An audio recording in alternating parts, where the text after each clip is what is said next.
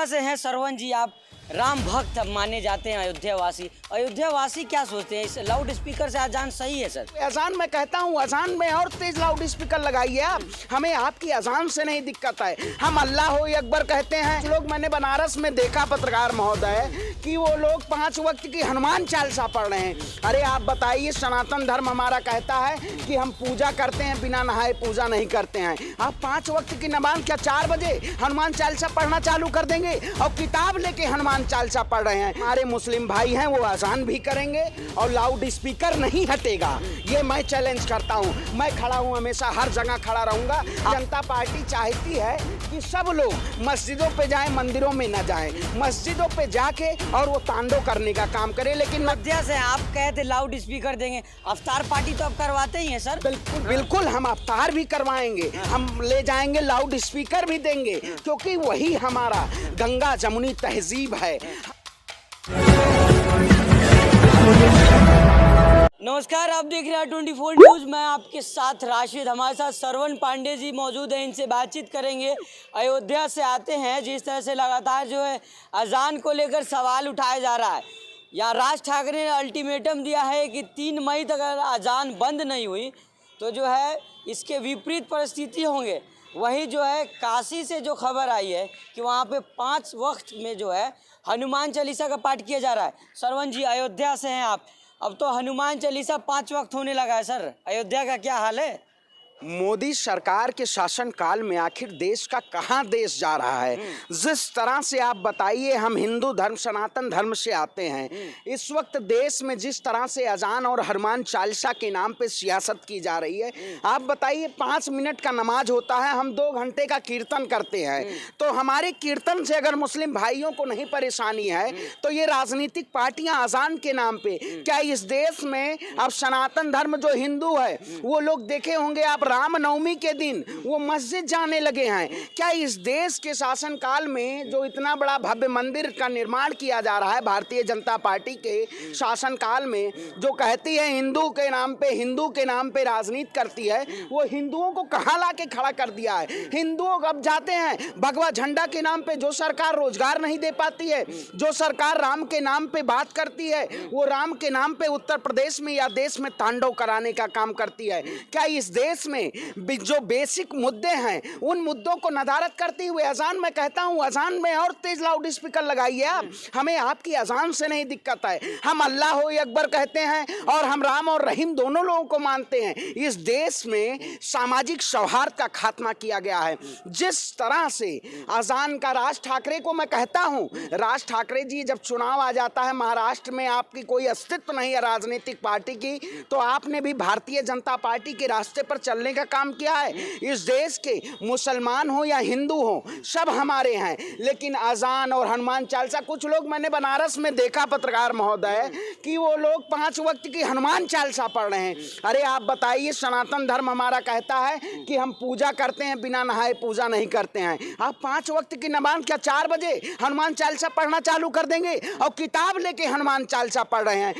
सवाल तो यही बनता है कि अगर 5 वक्त हनुमान चालीसा करे तो दिक्कत कहाँ है सर? सही तो है। नहीं, मैं कहता हूँ 5 वक्त की कहाँ लिखी हुई है सनातन धर्म की हमें 5 वक्त का हनुमान चालीसा पढ़ना है? अरे उनका धर्म है किसी के धार्मिक को मजाक बनाना, किसी के धर्म को कहते हैं हम लाउड स्पीकर लगा के हम हनुमान चालीसा करेंगे। भाई, हम रामायण भी करते हैं लाउड स्पीकर लगा के, कीर्तन भी करते हैं। अब हनुमान चालीसा, हमारे यहाँ कोई कार्यक्रम होता है, अगर श्रीमद् भागवत का भी अगर कुछ होता है, कोई हमारे धार्मिक कार्यक्रम होते तो उसमें लाउड स्पीकर लगता है, ठीक है, उसको हम नहीं नदार। लेकिन ये लोग जो कहते हैं मस्जिदों के ना, आखिर जो बताइए सुबह जो 4 बजे कौन जगता है? जब आवाज आती है, आखिर कुकड़ू को जब मुर्गा भी बोलता है ना, तब भी लोग जागते हैं। इस देश में आज मुद्दा मुर्गा हो गया है, मुद्दा अजान हो गया है, मुद्दा हनुमान चालीसा हो गया है। लोगों को हनुमान चालीसा नहीं आता होगा, बिना किताब के हनुमान चालीसा नहीं पढ़ सकते हैं, लेकिन इस देश में हनुमान चालीसा राम के नाम को बेचा जा रहा है। अरे हमें दुख होता है, हम ऐसी जगह पे, ऐसे रास्ते पे हमें ले जाया जा रहा है कि हमें समझाने की कोशिश नहीं, देश के युवाओं को मस्जिदों पे भेजा जा रहा है। आप मस्जिद पे जाइए, भगवा झंडा, अरे क्या दिखाना चाहते हैं आप? नहीं सर, ठीक है, लेकिन इसी बहाने हनुमान चालीसा याद तो हो जाएगा। आप मान रहे तंज कस रहे बनारस वाले पंडा के ऊपर, जो हनुमान चालीसा का पाठ किताब देख के पढ़ रहे हैं, तो ठीक है ना, याद तो हो जाएगा कम से कम। अरे भाई याद हो जाएगा। अब 2014 के बाद ही आपको मैं आस्था का प्रतीक है, हमें हनुमान चालीसा आता है, लेकिन कोई मुझे कह देगा यहाँ आप हनुमान चालीसा पढ़िए, तो हम इसका मतलब अपने धर्म की तौहीन कर रहे हैं। हम अपने हनुमान के, अपने राम के, अपने कृष्ण के, अपने ब्रह्मा विष्णु महेश के सबकी अवहेलना कर रहे हैं। आप हमसे कहेंगे कि यहाँ आप हनुमान चालीसा पढ़ के सुनाइए, तो हम क्यों सुनाएंगे?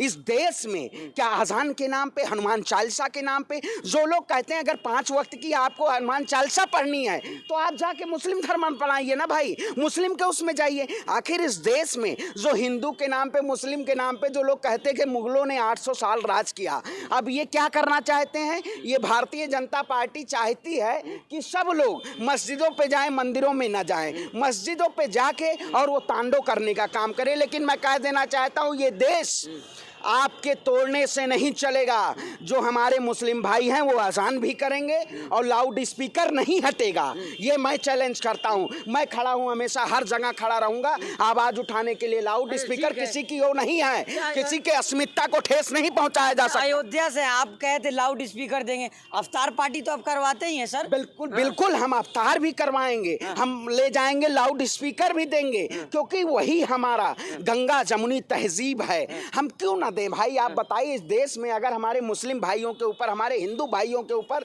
अगर राजनीतिक पार्टियां सियासत करेंगी तो हम उनको तमाचा देंगे और हम लाउड स्पीकर भी ले जाके लगवाएंगे। क्यों ना लगवाएं? इस देश में जो लोग कहते हैं कि लाउड स्पीकर हटना चाहिए, हम तो कहते हैं लाउड स्पीकर आप लगाइए, हम आपके साथ खड़े हैं और हम भी आपको अगर जिस मस्जिद में लाउड स्पीकर की जरूरत हो मैं देने का काम करूंगा। क्योंकि इस देश में आज हिंदू, मुस्लिम और सिख ईसाई से हमारा देश है, ना कि ये भारतीय जनता पार्टी से देश है। भारतीय जनता पार्टी इस देश की सामाजिक एकता, सांस्कृतिक अखंडता को बर्बाद करते, हमारे देश के युवाओं को रोजगार न देने पाने के लिए, अगर वो रोजगार नहीं दे पाती है तो वो क्या करती है? 200 रुपए में, 100 रुपए में देश के युवाओं को झंडा फहरवाने का काम करती है।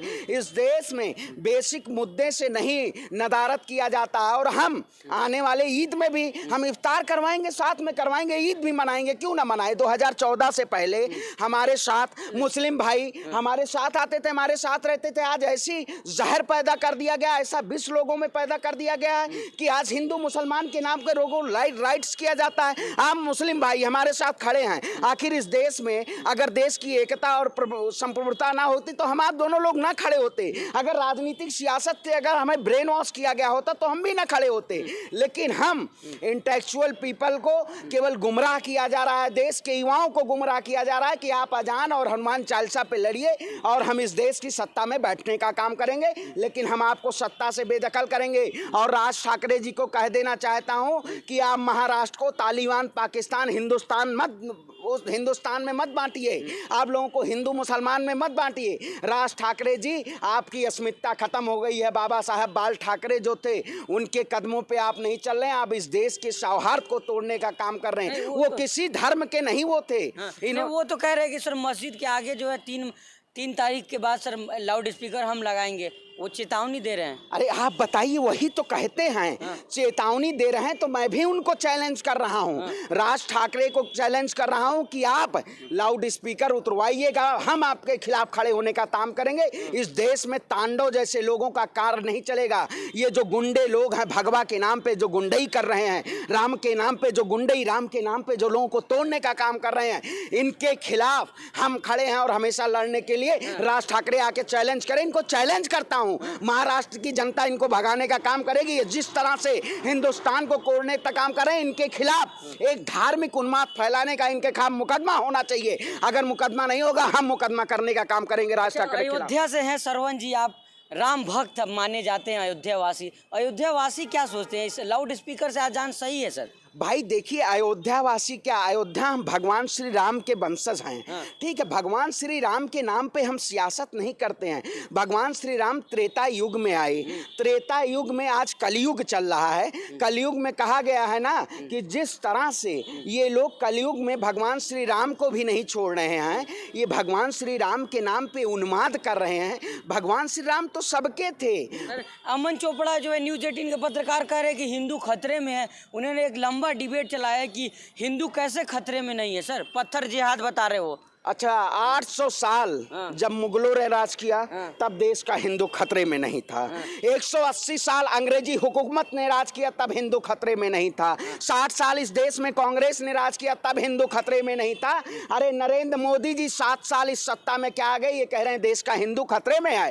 देश का हिंदू इनके शासनकाल में गाजर मूली की तरह काटा गया। ये लोगों को आज बताइए, जब आप जाएंगे उन्माद में एक भीड़ है, उस भीड़ में पत्थर फेंक दिया जाता है। भीड़ कोई जानती है, बजरंग दल, आरएसएस, हिंदू या वाहिनी, ये क्या काम करते हैं? इस देश में धार्मिक उन्माद फैलाइए और सियासत की सत्ता की कुर्सी पाइए। मैं कहना चाहता हूं कि इस देश में क्या हजान और हनुमान चालीसा के नाम पे आप सियासत करते रहेंगे? नहीं। आज आप देखिए हिंदुस्तान की जो कहते थे हम विकसित राष्ट्र की श्रेणी में जाएंगे, विकासशील से हम नीचे निचले पायदान पे आ गए। तो अगर देश को कट्टरता की तरफ ले जाएंगे तो देश की आम जनता, आवाम को क्षति पहुंचेगी और हम इस देश को कट्टरता की तरफ नहीं जाने देंगे।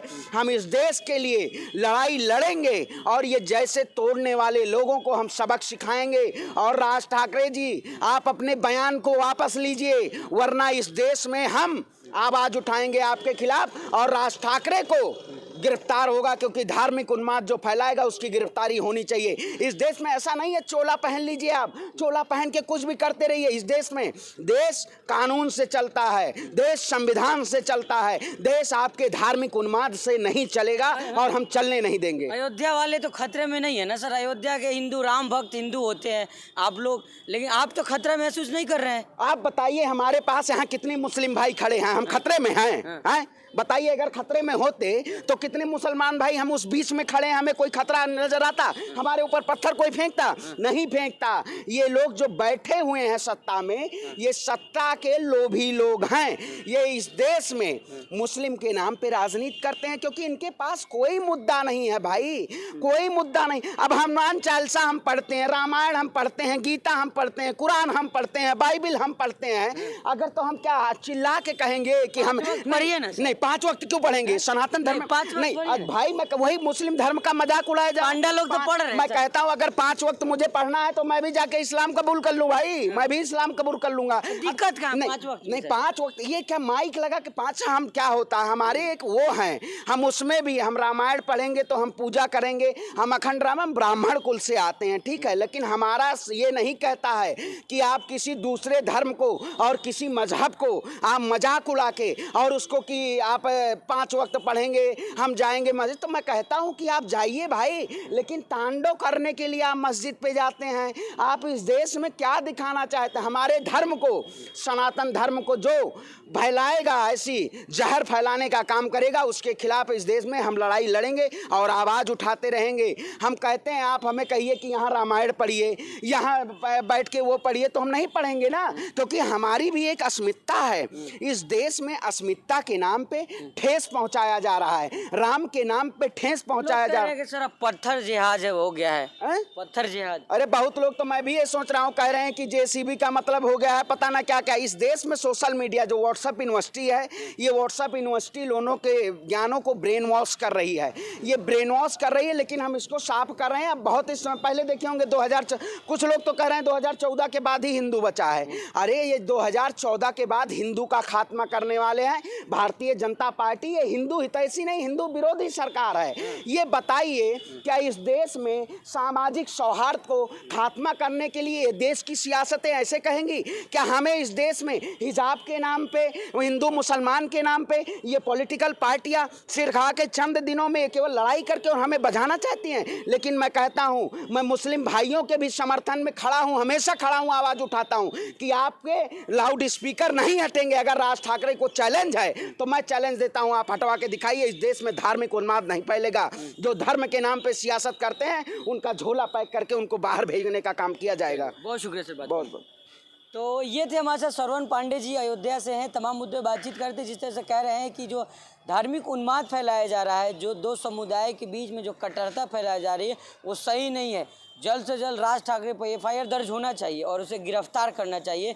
श्रवण पांडे की तरह और भी तमाम हिंदू और मुस्लिम समुदाय के लोग जो हैं, जो इस पक्ष में खड़े हैं कि अजान जो पहले से हो रही थी और होगी, और 5 वक्त का जो आपने देखा होगा हनुमान चालीसा का जो पाठ हो रहा था, श्रवण पांडे कह रहे हैं कि ये जो है गलत भ्रम फैलाया जा रहा है और जो मुस्लिमों के खिलाफ जो है आवाज़ उठा जाए। बाकी और भी खबरों के लिए हमारे साथ बने रहिएगा। धन्यवाद।